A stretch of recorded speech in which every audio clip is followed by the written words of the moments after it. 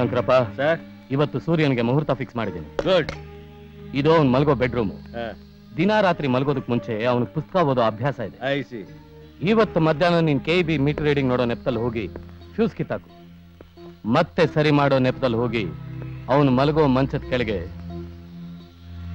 ಈ bomb fix ಮಾಡು. ಅಲ್ಲ, ಸೂರ್ಯನಂತ ಚಾಣಾಕ್ಷನ ಮನೆಗೆ ನುಗ್ಗಿ ಅವನ ಬೆಡ್ರೂಮ್ ಅಲ್ಲಿ ಅವನ್ ಮನಗೋ ಮಂಚಕ್ಕೆ ಬಾಂಬ್ ಫಿಕ್ಸ್ ಮಾಡೋದು ಅಷ್ಟೊಂದು ಸುಲಭದ ಕೆಲಸನ? ನೋಡು, ಈ ಕಂಡೆನ್ಸರ್ ನ ಬೆಡ್ ಲೈಟ್ ಫಿಕ್ಸ್ ಮಾಡು. ಇದು ರಿವರ್ಸ್ ನಲ್ಲಿ ಕೆಲಸ ಮಾಡಿ ಲೈಟ್ ಆಫ್ ಆದ ತಕ್ಷಣ ಬ್ಲಾಸ್ಟ್ ಆಗುತ್ತೆ. ಇದು ಬರ್ನ್ ಆಗಿರೋ ಬಲ್ಬ್. ಬೆಡ್ ಲ್ಯಾಂಪ್ ನಲ್ಲಿರೋ ಒರಿಜಿನಲ್ ಬಲ್ಬ್ ತೆಗೆದು ಇದನ್ನ ಫಿಕ್ಸ್ ಮಾಡು. ಆ ಸೂರ್ಯ ಓದೋದಕ್ಕೆ ಅಂತ ಬಂದು ಬರ್ನ್ ಆಗಿರೋ ಬಲ್ಬ್ ನ ತೆಗೆದು ಹೊಸ ಬಲ್ಬ್ ಹಾಕ್ತಾನೆ. ಆಗ ಕಂಡೆನ್ಸರ್ ರಿವರ್ಸ್ ನಲ್ಲಿ ಕೆಲಸ ಮಾಡ್ತಾ ಇರುತ್ತೆ. ಓದ್ ಮುಗಿಸಿದ ಮಲಗದ ಮೇಲೆ ದೀಪ ಆರಿಸಿದ ತಕ್ಷಣ ಬಾಂಬ್ ಬ್ಲಾಸ್ಟ್ ಆಗುತ್ತೆ. ಇಷ್ಟೇ ನೀನ್ ಮಾಡ್ಬೇಕಾಗಿರೋ ಕೆಲಸ. ಯಾವುದೇ ಕಾರಣಕ್ಕೂ ಆಪರೇಷನ್ ಫೇಲ್ ಆಗ್ಬಾರ್ದು. ಹೋಗು. ಅಂದ ಹಾಗೆ BP ಸಾಹೇಬ್ರೆ, ಅವ್ನು ಯಾವನೋ ಎಲ್ಲೋ ಇರುವೆ ಬಿಟ್ಕೊಂಡು ಬೆಳಗಾನ ಕೆರ್ಕಂತಿತ್ತಂತೆ, ಹಂಗಾಯ್ತು ಅವನ್ ಕತೆ. ಆ ದಿನದಿಂದ ನಾನು ಎಲ್ಲೇ ಕೂತಿದ್ರು ನನ್ನ ಕಣ್ಣಿಗೆ ಅವನೇ ಕಾಣಿಸ್ತಾ ಇದ್ದಾನೆ. ಆದ್ರೆ ಇನ್ ಮುಂದೆ ಅವನು ಯಾರ ಕಣ್ಗೂ ಕಾಣಿಸೋದೇ ಇಲ್ಲ. ಅಮ್ಮ, ನಾನು ಬರ್ತೀನಿ.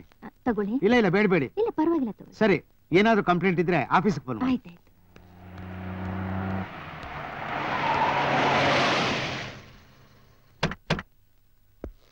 ನಮಸ್ಕಾರ. ನಮಸ್ಕಾರ.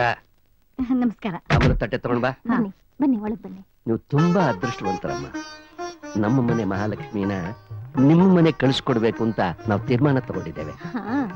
ಸರಸ್ವತಿ ಇದ್ದ ಕಡೆ ಲಕ್ಷ್ಮಿ ಹೋಗ್ತಾಳೆ ಹೊರತು ಲಕ್ಷ್ಮಿ ಇದ್ದ ಕಡೆ ಸರಸ್ವತಿ ಹೋಗೋದೇ ಇಲ್ಲ ನೋಡಿ. ಅದು ನಿಜ ಅನ್ನಿ. ನೋಡಿಮ್ಮ, ನಮ್ಗಿರೋಳು ಒಬ್ಳೆ ಮಗಳು. ನಾಳೆ ನನ್ನ ಅಳಿಯಾಗೋನು ತನ್ನ ಹೆಂಡತಿ ಆದೋಳು ಏನೂ ತರ್ಲಿಲ್ಲ ಅಂತ ಅನ್ಕೋಬಾರ್ದು. ಅದಕ್ಕೆ ವರದಕ್ಷಿಣೆ ಏನ್ ಕೊಡ್ಬೇಕು ಅಂತ ಹೇಳ್ಬಿಟ್ರೆ ಏನು ಕೊಡೋದ್ ಬೇಕಾಗಿಲ್ಲ. ಪ್ರೀತಿಯ ಕವಿ ನರಸಿಂಹ ಸ್ವಾಮಿಗಳು ಹೇಳಿದಾಗೆ ಮುದ್ದಿನ ಮಡದಿ ಜೊತೆಲಿದ್ದರಷ್ಟೇ ಸಾಕು. ನಮಗದೇ ಕೋಟಿ ಕೋಟಿ ಅನ್ನೋ ಜಾತಿಗೆ ಸೇರಿದವ್ರು ನಾವು. ಗಿರಿಜಾ, ನಾನು ಎಂಥ ಮೂರ್ಖನೇ. ಇಂಥ ಒಳ್ಳೆ ಸಂಬಂಧ ಅಂತ ತಪ್ಪಿಸಿ ನನ್ನ ಮಗಳಿಗೆ ಎಂಥ ತಪ್ಪು ಮಾಡ್ತಿದ್ನೆ. ನನ್ನ ಮಗಳು ನಿಜವಾಗ್ಲೂ ಪುಣ್ಯ ಮಾಡಿದ್ಲು ಕಣೆ, ನಿಜವಾಗ್ಲೂ ಪುಣ್ಯ ಮಾಡಿ. ಹೇಗಿದೆ ಡ್ಯಾಡಿ ನನ್ನ ಸೆಲೆಕ್ಷನ್? ಫಸ್ಟ್ ಕ್ಲಾಸ್ ಆಗಿದೆಯಮ್ಮ. ನೀನಕ್ಕಮ್ಮ ಬರಕ್ ಹೋದೆ?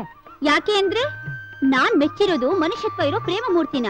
ನೀವು ನನ್ನ ಹತ್ರ ಮಾತಾಡಿದಾಗೆ ಅವ್ರ ಹತ್ರ ಮಾತಾಡಿದ್ರೆ ಅವರು ಅಗ್ನಿ ಪರ್ವತ ಆಗ್ಬಿಡ್ತಾರೆ. ಆಮೇಲೆ ನನ್ ಬದುಕು ಎಲ್ಲಿ ಸುಟ್ಟು ಹೋಗುತ್ತೋ ಅಂತ ಹೆದರಿ ಎದ್ದು ಬಿದ್ದು ಓಡಾಡ್ ಬಂದೆ. ನೋಡಿಮ್ಮ, ಆದಷ್ಟು ಬೇಗನೆ ಒಂದು ಒಳ್ಳೆ ಮುಹೂರ್ತ ನೋಡ್ಕೊಂಡು ಮದುವೆ ಮಾಡಿ ಮುಗಿಸ್ಬಿಡೋಣ. ದಯವಿಟ್ಟು ಕ್ಷಮಿಸಿ. ನಾನೊಂದು ಕೆಲಸ ಅಂತ ಸಂಪಾದನೆ ಮಾಡಿದ್ಮೇಲೆನೆ ನಿಮ್ ಮಗಳಿಗೆ ತಾಳಿ ಕಟ್ಟೋದು.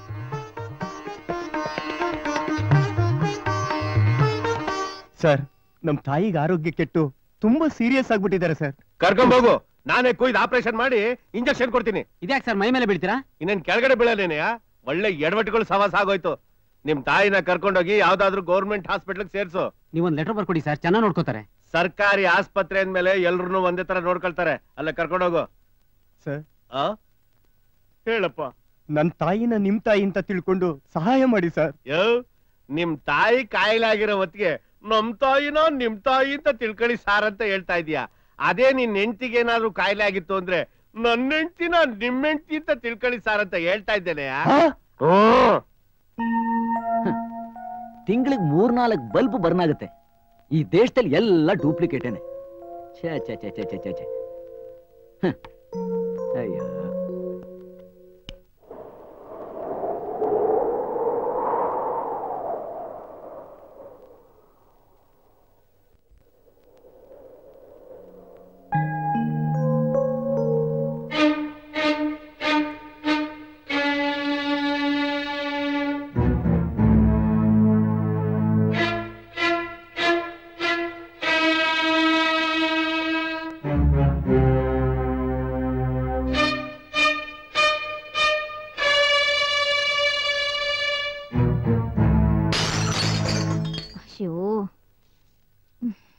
ಏನಾಯ್ತಮ್ಮ?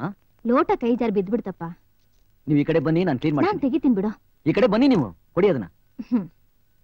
ಅಯ್ಯೋ, ಕರೆಂಟ್ ಬಿಲ್ ಜಾಸ್ತಿ ಬರುತ್ತೆ. ಲೈಟ್ ಆಫ್ ಮಾಡಬಾರ್ದ ಮಗನೇ? ನಾನೊಂದು ಕವನ ಬರ್ದಿದ್ದೀನಿ, ಕೇಳ್ತೀರಾ? ಹೇಳಪ್ಪ. ಶಿಶುವನ್ನು ಧರೆಗೆ ತರಲು ಮೃತ್ಯುವಿನೊಡನೆ ಮುಖಾಮುಖಿ ಹೋರಾಟ ನಡೆಸುವೆ ಅಮ್ಮ. ನಿನ್ನ ಹಿರಿಮೆಗೆ ಸರಿಸಾಟಿ ಯಾರು?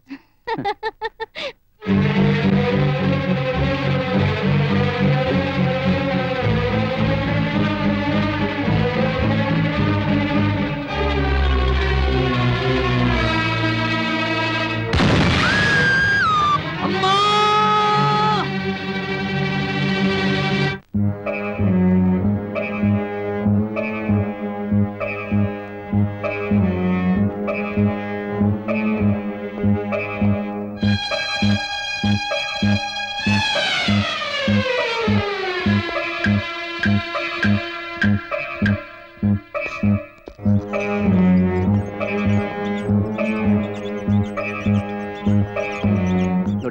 ಸಣ್ಣ ಪುಟ್ಟ ಮೈನರ್ ಗಾಬರಿ ಪಡುವಂತದ್ದೇನಿಲ್ಲ. Take it easy. Thank you doctor. ಇದೆಲ್ಲ ಹೇಗೆ ನಡೀತು? ಒಂದು ಗೊತ್ತಾಗ್ತಿಲ್ಲ. ಸರ್, ನಿಮ್ಗೆ ರಿಸೆಪ್ಷನ್ ಅಲ್ಲಿ ಫೋನ್ ಬಂದಿದೆ ನೋಡಿ. ಫೋನಾ?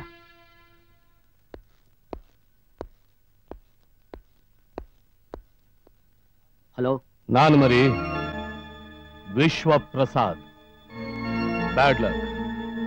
ನಿನಗಿಟ್ಟು ಗುರಿ ತಪ್ಪಿ ನಿನ್ ತಾಯಿಗೆ ಬಿತ್ತು ಪೆಟ್ಟು. ಯಾಕೆ ಸೈಲೆಂಟ್ ಆಗ್ಬಿಟ್ಟೆ? ಕದನಕ್ಕೆ ವಿರಾಮ ಘೋಷಣೆ ಮಾಡ್ತೀಯಾ ಇಲ್ಲ ಯುದ್ಧ ಕಂಟಿನ್ಯೂ ಮಾಡ್ತೀಯಾ? ಯಾವುದಕ್ಕೂ ಮುಖಾಮುಖಿ ಬಂದು ಉತ್ತರ ಕೊಡ್ತೀನಿ. ಈಗ ಮುಚ್ಕೊಂಡು ಫೋನ್ ಕೆಳಗಡೆ ಇಡು.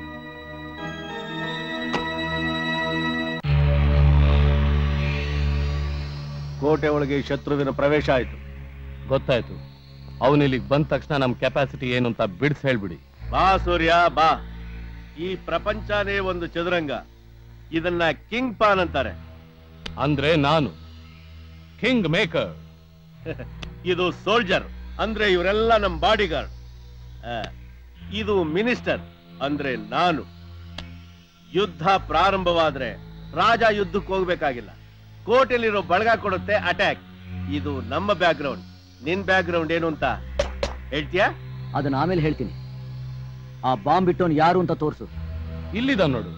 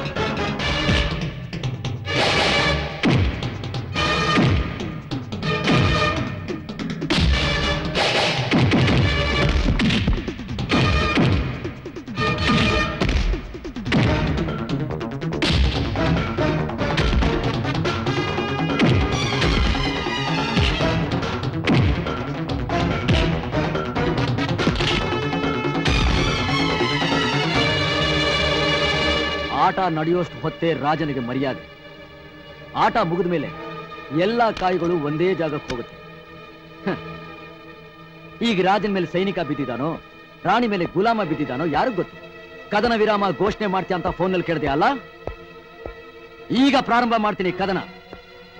ನಿನ್ನ ಬುಡ ಅದ್ರೋ ಬಿಡ್ಬೇಕು, ಹಾಗಳ್ಳಾಡಿಸ್ತೀನಿ. ನೋಡ್ತಾ ಇರು.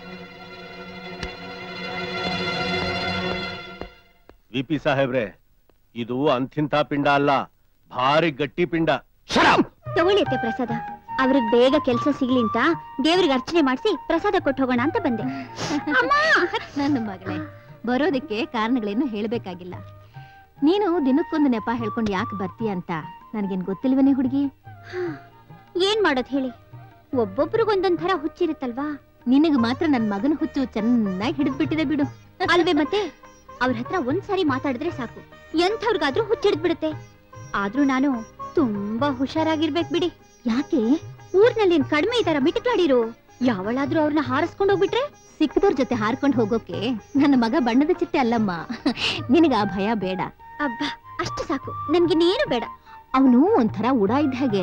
ಪ್ರೀತಿಸೋರ್ನಾದ್ರೂ ಸರಿ, ದ್ವೇಷಿಸೋರ್ನಾದ್ರೂ ಸರಿ, ಒಂದು ಸಲ ಪಟ್ಟ ಹಿಡ್ಕೊಂಡ್ಬಿಟ್ಟ ಅಂದ್ರೆ ಕಡೆವರೆಗೂ ಬಿಡೋಲ್ಲ.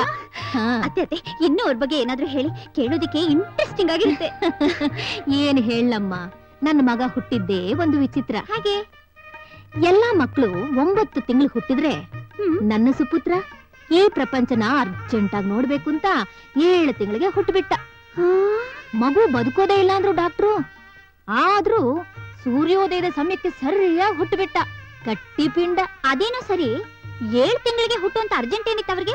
ಅಮ್ಮ, ಹಾ, 100 ವರ್ಷ ಆಯುಸ್ಸು ಇವನಿಗೆ. ಅವನ್ನೇ ಕೇಳು, ಬನ್ನಲ್ಲ. ಸರಿ, ತಗೊಳ್ಳಿ ಪ್ರಸಾದ. ಏನು 7 ತಿಂಗಳಿಗೆ ಹುಟ್ಬಿಟ್ರಂತೆ ನೀವು? ಏನಂತ ಅರ್ಜೆಂಟ್ ಕೆಲ್ಸ ಆಯ್ತು? ನಮ್ ತಾಯಿಗೆ ನೋವು ಕೊಡಬಾರ್ದು ಅಂತ ಎಲ್ಲಾ ಮಕ್ಕಳು 9 ತಿಂಗಳಾದ್ರೂ ಬೆಚ್ಚಗಿರೋ ಅಮ್ಮನ ಗರ್ಭದಿಂದ ಹೊರಗೆ ಬರಕ್ ತಕರಾರು ಮಾಡಿ ಹೆರಿಗೆ ನೋವು ಕೊಡುತ್ತೆ. ಪಾಪ ನಮ್ ತಾಯಿಗೆ ನಾನು ಯಾಕೆ ನೋವು ಕೊಡ್ಲಿ? ಹೌದು, ಮಕ್ಕಳೇ ಕಾಥರ ಮಾಡುತ್ತೆ. ಸ್ವಾರ್ಥಕ್ಕೆ. ಸ್ವಾರ್ಥ? ಹಾ, ಮನುಷ್ಯನ ಸ್ವಾರ್ಥ ಅಮ್ಮನ ಹೊಟ್ಟೆನಲ್ಲಿ ಮಗುವಾಗಿರ್ಬೇಕಾದ್ರೆ ಪ್ರಾರಂಭ ಆಗುತ್ತೆ. ಅದು ಸ್ವಾರ್ಥ ಹೇಗಾಗುತ್ತೆ? ತನ್ನ ಭದ್ರತೆಗೋಸ್ಕರ ತಾಯಿಗೆ ಹೆರಿಗೆ ನೋವು ಕೊಡೋದು ಮಗುವಿನ ಸ್ವಾರ್ಥ ಅಲ್ವೇನ್ರಿ? ಅದು ನಿಜಾನೇ ಅನ್ನಿ. ಇವತ್ತಿನ ಪೇಪರ್ ಏನ್ ಹೇಳುತ್ತೆ? ಮಾನ್ಯ ಮುಖ್ಯಮಂತ್ರಿಗಳಿಂದ ಕ್ಯಾನ್ಸರ್ ಆಸ್ಪತ್ರೆ ಉದ್ಘಾಟನೆ. ಆಹಾ ಮಾ, ಇವತ್ತು ಸಿಎಂ ಅಪಾಯಿಂಟ್ಮೆಂಟ್ ಆರ್ಡರ್ ಕೊಡ್ತೀನಿ ಅಂತ ಹೇಳಿದ್ದಾರೆ. ನಾಳೆನೆ ಕೆಲ್ಸಕ್ಕೆ ಸೇರಿ ನಿನ್ನ ಆಸೆನೆಲ್ಲ ನೆರವೇರಿಸ್ತೀನಿ. ಬರೀ ನನ್ನ ಆಸೆ ಒಂದೇ ಅಲ್ಲಪ್ಪ, ನೇತ್ರ ಆಸೆ ಕೂಡ ಈಡೇರುತ್ತೆ ಅಲ್ವೇನೆ ಹುಡುಗಿ?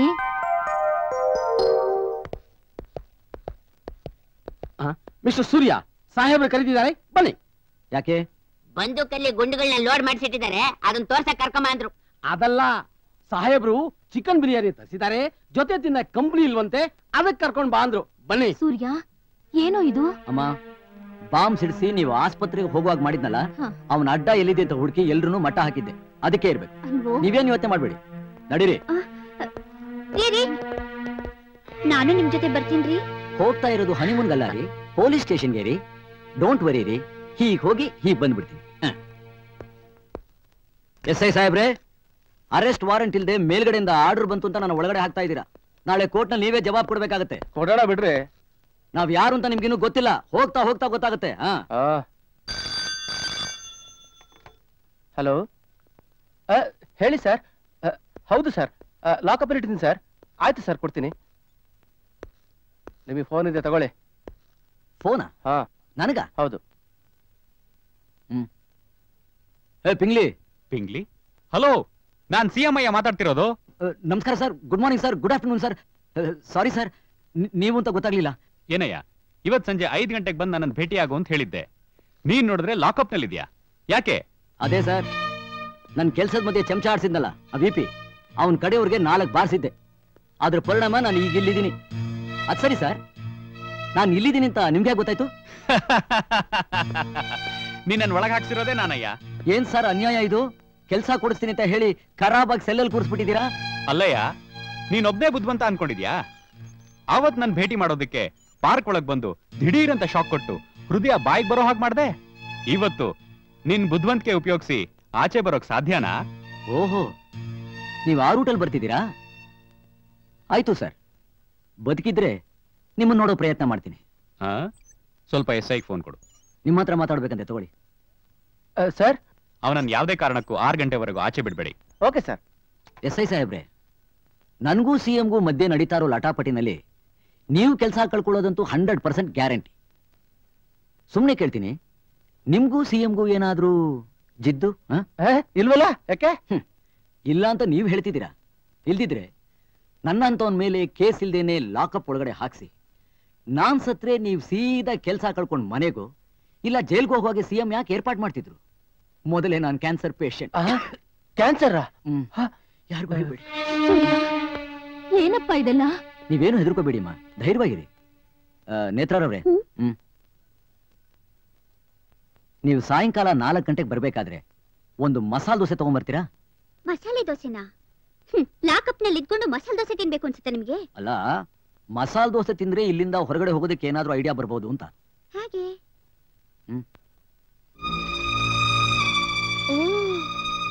ಆಯ್ತು, ತಂದು ಕೊಡ್ತೀನಿ, ತಿಳ್ಕೊಳ್ಳಿ. ಅದನ್ನ ಇಟ್ಕೊಂಡು ಹೇಗ್ರಿ ಹೊರಗೆ ಬರ್ತೀರಾ?